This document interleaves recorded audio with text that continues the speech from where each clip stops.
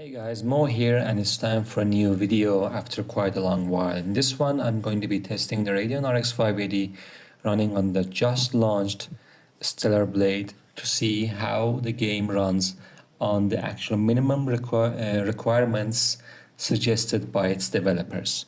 As you can see, the graphics card is set to the default settings. We already are running the game, and then the GPU is under load. We have resizable bar enabled. We have an Intel Core i5-12400F and 16 gigabytes of DDR4 memory running at 3600 megahertz, and we're just going to get into the game. First of all, let's have a look at the settings. We are going to be running it at low settings, the same settings suggested by the developers. As you can see, we are below the VRAM limitations suggested by the game.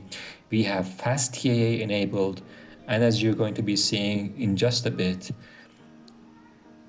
every other subset of the GPU settings is set to low. So let's just get into the game and see how it does. Here we go. As you can see, at the low settings suggested by developers for 1080p 60 FPS gaming, the game, actually the frame rate fluctuates quite a bit from scene to scene, but we're hovering around the 50 to high 70s at some points. One thing I should mention, we have resizable bar enabled on this GPU. I don't know how much of a performance impact that has in this specific game, but in some games like Forza Horizon 5 that I've already tested in this channel, it makes quite a big improvement into the FPS. Right now we're looking at the cutscene. As you can see, some of the textures, because we are running at the low presets, looking quite poor.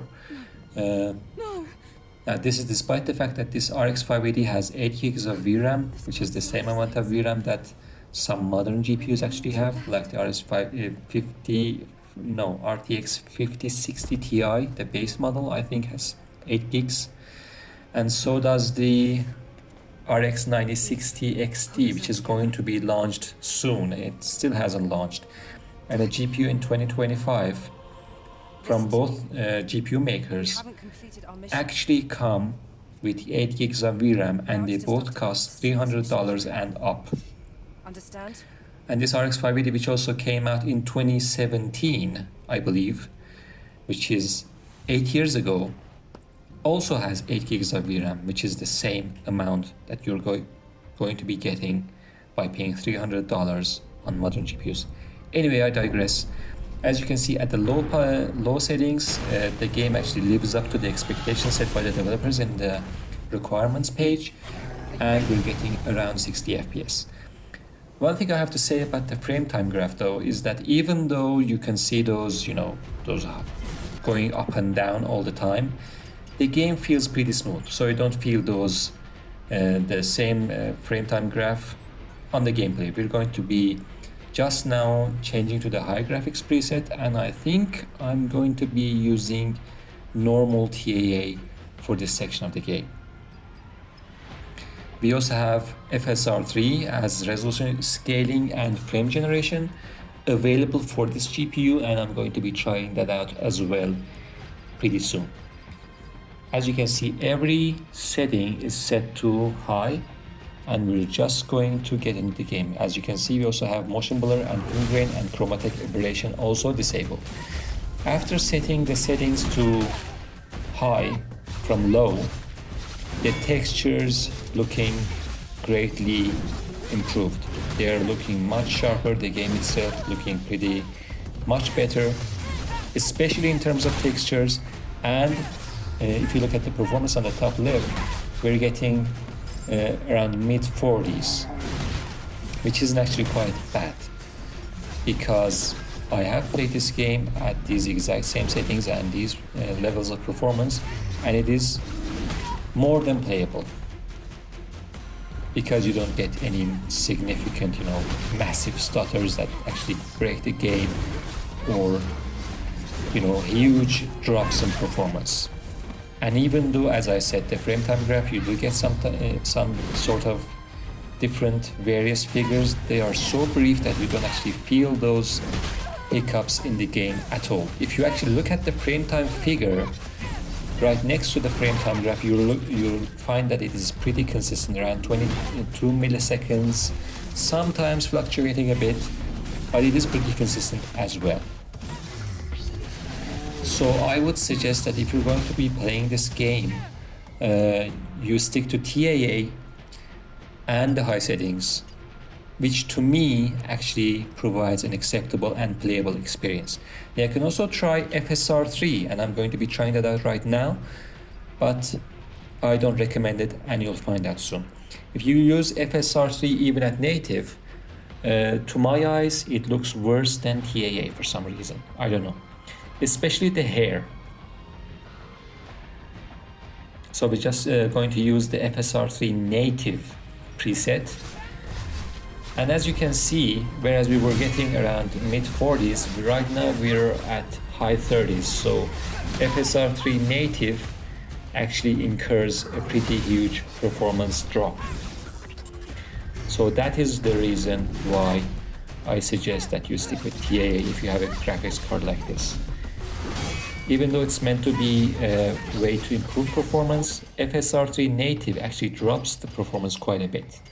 So we can actually try scaling, using scaling with FSR3, and I'm going to be using the quality scaling preset, and we're getting improved performance over normal TAA.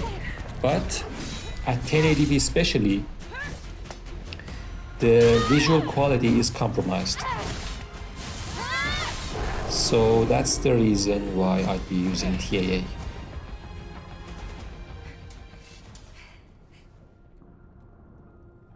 It wasn't an alpha, but it was a strong one.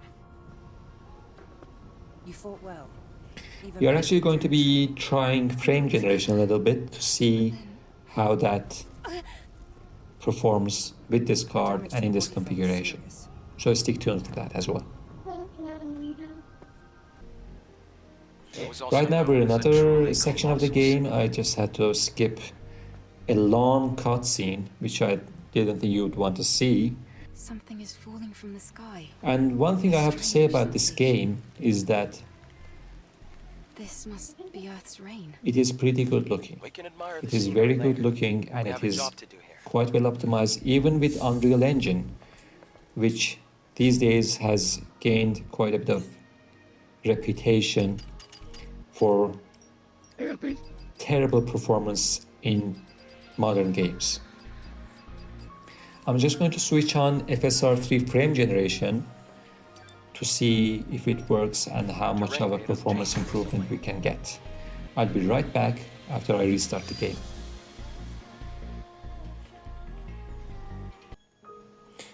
We're back in the game with FSR3 frame generation and the quality scaling preset applied to see if we're getting any performance improvement. And as you can see, we're getting the exact same performance level we were getting before, if not a bit worse. We're just going to check very quickly to see if it is actually applied in the settings. And as you can see, we have FSR3 set to quality, and FSR3 frame generation is also enabled. So we didn't get any performance improvements with that. I'm going to revert back to TAA with the high settings, and this is my preferred and recommended way to play this game if you have a card like this. Don't worry about exceeding the expected VRAM stat over on the bottom right, because as you can see on the top left, we are actually only using around 5.4 gigs of the 8 gigs of VRAM that is available for this card, even at the high graphical preset. Falling debris. Be careful. So anyway guys, I think that'll do for this one. Thanks for watching, and I'll see you in a new video soon. Take care, bye. Alright, area is clear.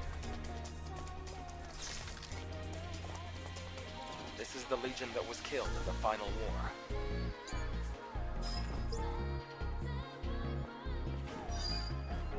There's an encrypted code in the memory stick. It's a security code.